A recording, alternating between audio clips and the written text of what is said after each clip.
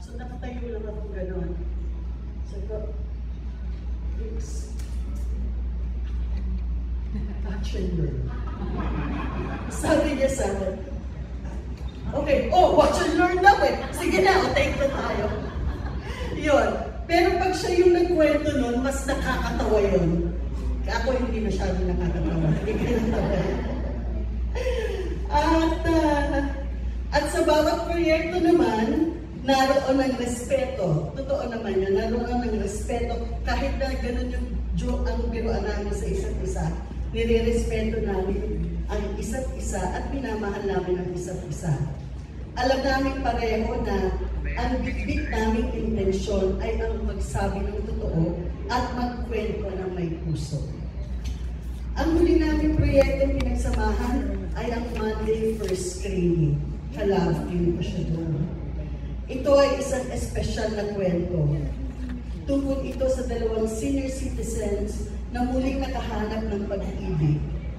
Isang pelikulang nagbigay pag-asa sa mga manonood na hindi pa huli ang lahat, na may second chances, na ang pag-ibig ay maaaring matagpuan kahit sa dulo ng isang araw o ng isang buwan.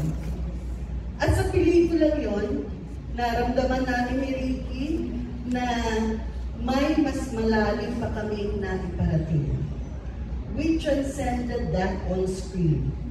Hindi lang kwento ng characters ang naipakita namin, kundi sa palagay ko, nagkaroon ng koneksyon kaming dalawa bilang taong totoo sa isa't isa.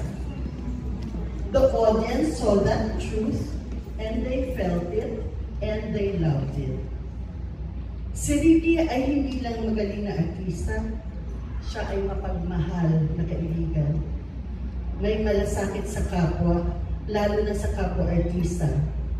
Isang taong marunong makinig, marunong umalalay, marunong magmahal sa trabaho at sa mga taong kasama niya. Ngayon, wala na siya dito sa tabi natin. Pero nananatili ang iniwan niyang alaala. Sa bawat eksenang pinagsaluhan namin, sa bawat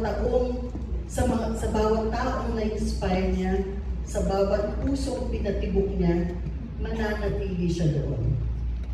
Ricky, Grace, salamat ha.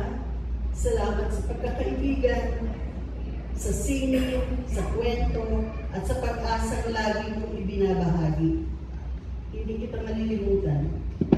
Hindi ka lang naging kaibigan, naging bahagi ka ng puso ko at ng buhay ko bilang artista at bilang tao.